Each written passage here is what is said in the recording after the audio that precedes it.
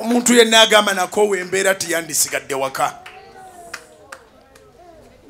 Omuntu yenna agamba nako wembeera twabalabalanga nkuŋŋaana n'ogandika ndabe ziri nnya ezennya nja kubeera mu bbiri ennaku endala onooba ofudde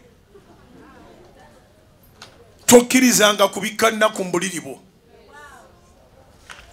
Ezo ennaku z'otwolamu z'ogamba sijja kgendayo ate mantuze wandibadde owanguliramu. Enjawulo y'abaavu n'abagagga kunyikira. Omwavu ataave mu bwavu bw'asalwa ennaku 2 atuula 3. Nkusomesa wulira ate biyingire mu mutwe gwo. Ngambye omwavu ataave mu bwavu bw'asalwa ennaku 2 atuula 3. Nga kiki ekimutuuza 3? Ndaba naliyo oluli ne bitatambula. Nnaku zino teri kigenda. Naddayo n'enkeera ne bitatambula.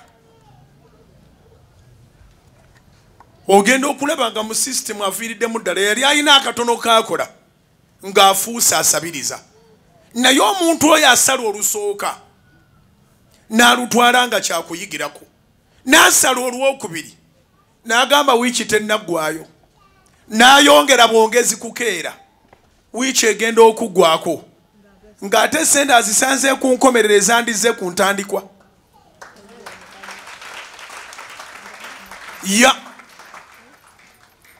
Kino njagala okitegeere nti buli lunaku luliko omukisa gwalwo.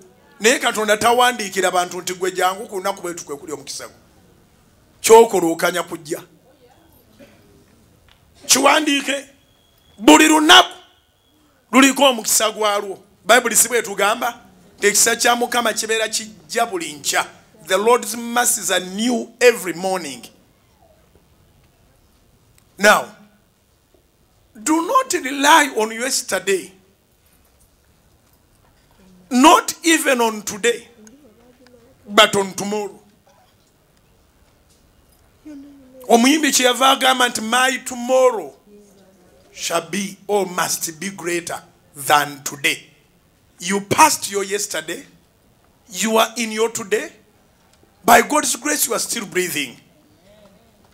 Keep that hope that tomorrow is going to be better than today.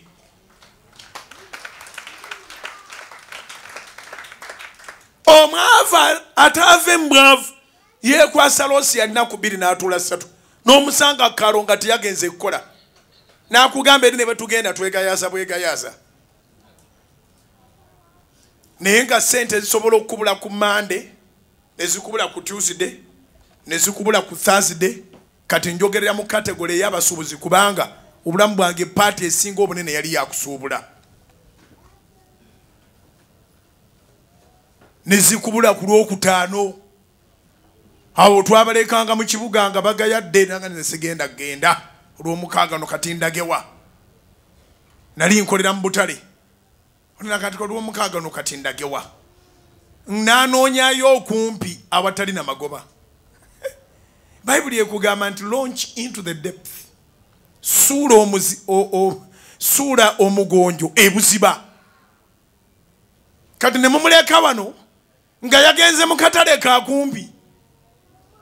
Mwaba agenze wala mbukajja kubasala. Mukama n'alyoka abaweere ye wala gye mwalaze. N'abeera bize